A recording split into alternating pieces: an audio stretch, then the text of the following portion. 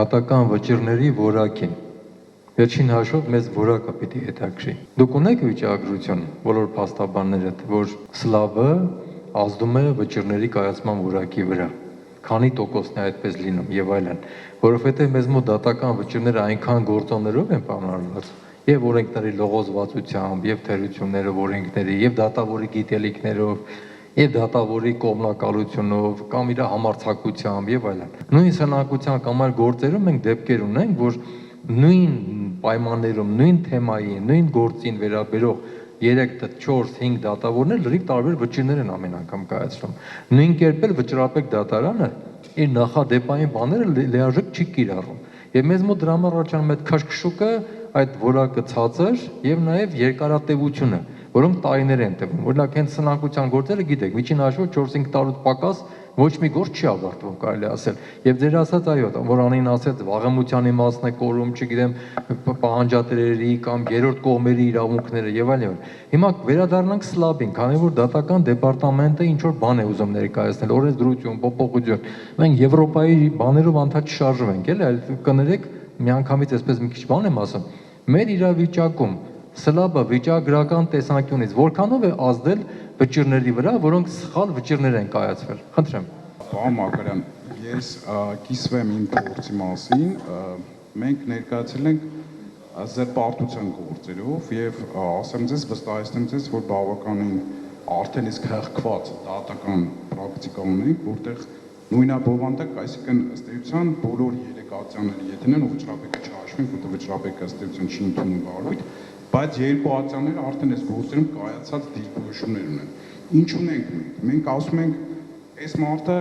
զերպարտել է, մենք գտնում ենք որպես հայց, որ այս մարդը զերպարտել է կամ վիրավորել է այս ընկերությանը կամ ինչ որ անհատին։ Այստեղ մեծ անելիք չկա, այսինքն երբ որ հայցադիմը ներկայացնում ես, մյուս կողմը, որը արել է այդ արտահայտությունը,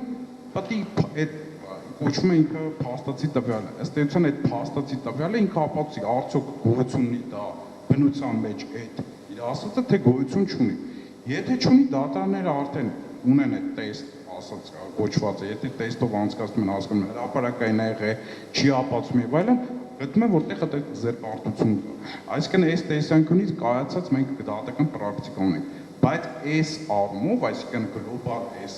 զերպարտության գործը մենք սլաբ չունենք։ Ինչի եթե սլաբ լիներ, եթե պայմանականորեն ընդունենք, ինքը չկա, սլաբի հասկացություն չկա, բայց դատարանները կասեն ձեր բերված հայցը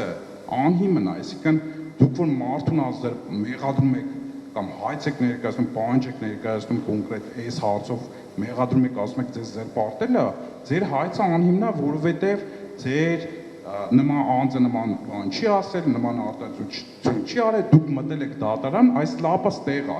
այ հենց այս եզրույթն է, որ սլաբը ստեղ է, որ մտել եք դատարան, որպեսզի այս անձին քաշքշեք դատարաններով, լրացնեք, փորձեք, որ ինքը հետագայում է